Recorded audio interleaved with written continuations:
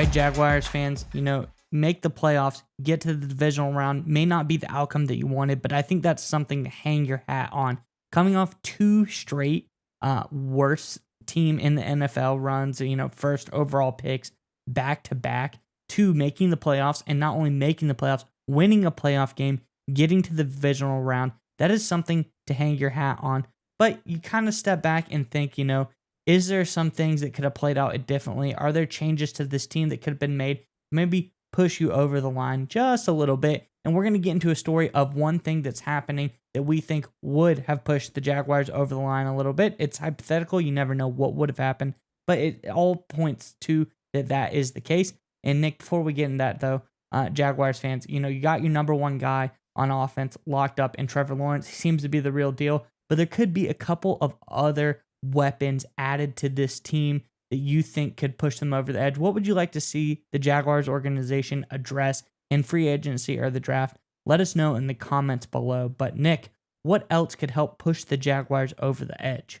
Yeah, so obviously it was sort of a magical run for the Jaguars to go 4-8, win the division, win a playoff game, like you said, and really take the Chiefs to the wire a little bit. That was a competitive game down the stretch, and it felt like there was just one playmaker missing, right? The Christian Kirk drop, the Agnew fumble inside the 5. It's like, gosh, if they just had one more key weapon, this team could have really made a run at Kansas City.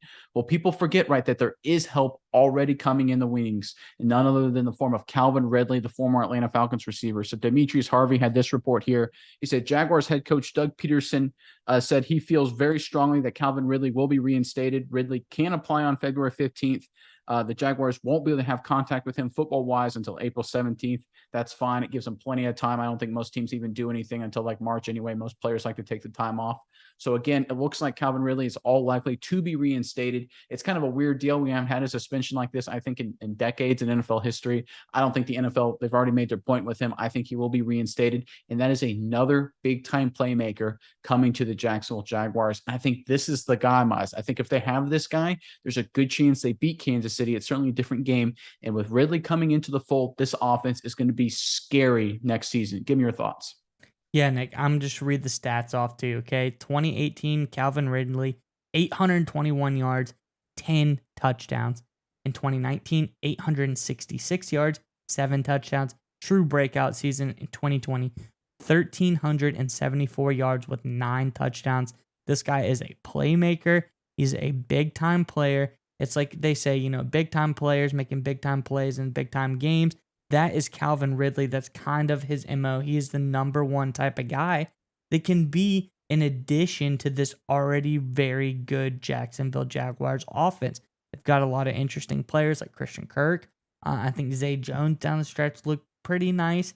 Etienne is very good as well. So I think this addition is really what puts them over the edge, and you kind of see that A.J. Brown effect on Philadelphia. That's what the Calvin Ridley effect does for Trevor Lawrence in this Jacksonville offense. I think he sets them above everybody else in that division, especially, and makes them a contender to the AFC. Like you said, they took the Chiefs down to the wire. I think this helps them beat the Chiefs in games like that. This is the guy that they need. And if he can come back even slightly to form, you're looking at a true difference maker on offense.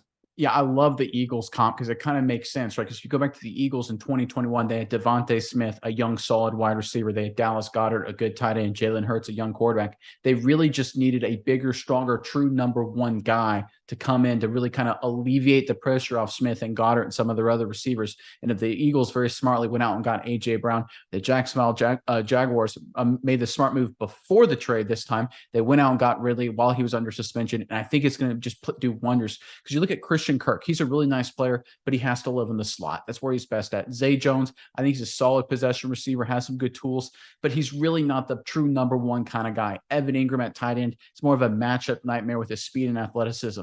But Ridley is a guy who can do it all. He can do bubble screens. He can convert third downs. He can go deep. He can work inside. He can work outside. He's got the complete and total skill set. And one thing people forget about Ridley is he was productive in an Atlanta Falcons offense where he was playing with other very productive receivers. He played with Julio Jones. He played with Russell Gage, right? They threw the football long in Atlanta. So he's also used to sharing the load a little bit, right? He's used to knowing he's not going to get every single target. I think that's going to be a big part too of integrating him into this offense very efficiently. And Doug Peterson is really, really adept, and we saw it this past season, at putting his playmakers in positions to be successful and just giving him a whole offseason to work with Ridley and work with Trevor Lawrence, I think there's going to be a lot of exciting stuff for the Jaguars looking forward to 2023.